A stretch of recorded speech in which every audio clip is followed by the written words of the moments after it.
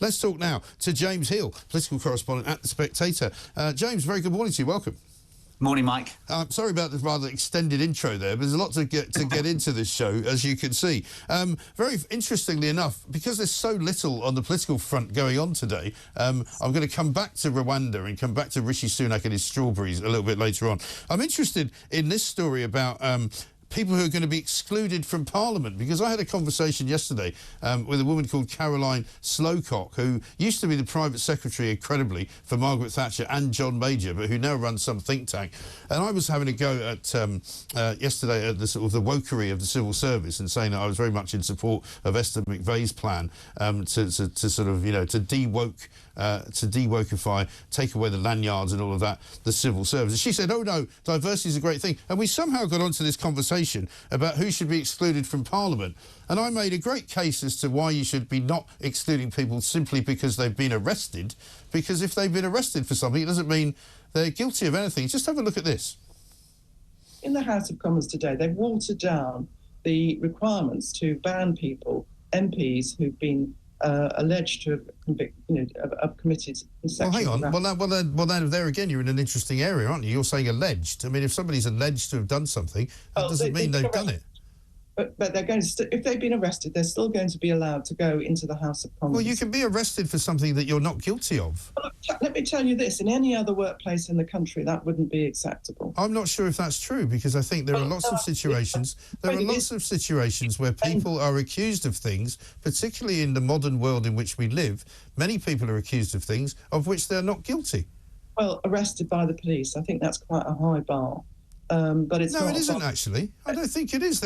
We've had cases of accusations made in the House of Commons. People were accused of rape. They were arrested by the police. The investigation went on for 3 years, and then they were cleared. Are you saying to me that that was fair for that person, for that individual? No, you can't go around suspending people or firing people on something which they are not proven to be guilty of. About safety, isn't it? It's about people feeling safe. Well, if people don't feel safe, that's a different issue. We didn't get anywhere in the end. You might be surprised today, James. We ended up just staring at each other and not speaking for about 15 seconds. Because it's a mad idea, isn't it? This idea that people can make an accusation which may or may not be true. You, as an individual, will then be excluded from your place of work until such time as it can either be proven or disproven, even if no criminal activity has been brought to bear. It's mad, isn't it? Well, this is why the vote passed by only one vote in the end, one MP. It was such a slim knife-edge margin. And I think that a lot of the debate around this gets misconstrued slightly. I think, Mike, what you're saying there about, you know, you can have false accusations is something that was prevalent in some MPs' minds. I spoke to one who pointed out, you know, it was just 10 years ago, of course, there were all these accusations about that fantasist who accused Edward Heath and all other politicians of various sexual crimes. But really what was striking for me was actually how about half the MPs just didn't vote because they didn't want to go in. They were too scared of this debate, frankly, and they didn't want sort of, you know, to be mocked up as like graphics, the reason why this wasn't passed. But it's a really contentious, vexatious debate. I think what's interesting, perhaps, if you draw an analogy to us as journalists, we don't now tend to name people for these kind of crimes until they've been charged. I mean, previously, as we saw with the BBC and the Cliff Richard, the absolute scandal they got into about after he was just arrested. So I think it's an evolving debate, a really interesting one. And I think it strikes at what IMP should actually do. And there's a big constitutional question here. Yes. And so how will this change the way the Parliament actually works on a day-to-day basis? Because, you know, as you know, it's a fairly febrile place down there, you know, and there's lots of, there's still quite a few bars that are open late. There's still quite a few, you know, young sort of advisors that work with older MPs, some male, some female. You know, there's a lot of stuff going on down there, and there's quite often accusations thrown backwards and forwards, some of which may have substance, some of which may not. But it's going to make life a bit interesting, isn't it? Yeah, and I think what's, again, telling about this is that the result will be a committee. So there's going to be a committee which judges on the risk assessment to this. And previously, they've operated a voluntary system whereby the Speaker has requested an MP stay away. This time it's going to be about after they're arrested. A MP's panel will then look at that. And so I suppose the question the sceptics are saying is, well, hang on a sec, you know, whatever you think about them, these people are still, you know, elected. They've got constituents to represent. They're going to be disenfranchised. So that's the big shift that's going to happen. And does it apply to every single kind of arrest, or is it only specific types of crimes? I mean, you know, what if you're arrested for drunk driving? Does that mean that you are then excluded from Parliament? It's going to be serious crimes, so sexual assault and other such. That needs to be worked out as well in the coming months. So that's not clear. Interesting. Just got some breaking news for you, James. Let me tell you this. The rate of UK unemployment rose to 4.3% in the 3 months to March from 4.2% in the previous 3 months. The Office for National Statistics has just announced that. I mean, I suppose the numbers and the shifts at the moment are so small that it's difficult to make any real conclusion from that. I mean, I guess somebody will say that's a seasonal adjustment. Yeah, and I think the interesting thing is that the Conservatives had actually pretty low unemployment since 2010. They had record high employment levels, but of course they're now getting very little political credit for that because the key thing is about wages and prices. So I suspect those kind of things about earnings are going to be driving ministers' conversation more than a kind of shift in unemployment figures, I'd say. Yes, indeed. Let's talk briefly about what happened in Northern Ireland yesterday. We're going to be speaking later on to the lawyer who represented the particular asylum seeker who didn't want to be sent to Rwanda. This is good news for the government rather than bad news, isn't it? Well, it depends on how you frame it. I think within Whitehall, there's a bit of discussion right now. There's so many different dimensions to this. I mean, one of which is that obviously they're kind of quite happy that this sort of island situation is going on in terms of the border there. But on the other hand, there is this concern about, getting the Northern Ireland Protocol sorted out. And now Rishi Sunak basically has to choose between, the Windsor framework, right, Rwanda scheme, which are his two kind of babies, really. Which does he want to kind of go ahead with? So we're expecting more details later today. I know Number 10 of the Home Office are working on that. But really, it's going to be something I don't see really resolved anytime soon, which is the thorny, contentious issue of Northern Ireland. Which is exactly the problem that everybody expected the whole Rwanda issue to have. I mean, forget about whether it's more difficult in Northern Ireland. It'll be similarly difficult in this country, won't it? As soon as anybody starts to put people onto a plane, there will be lawsuits landing exactly every sort of 5 minutes in Downing Street, won't there?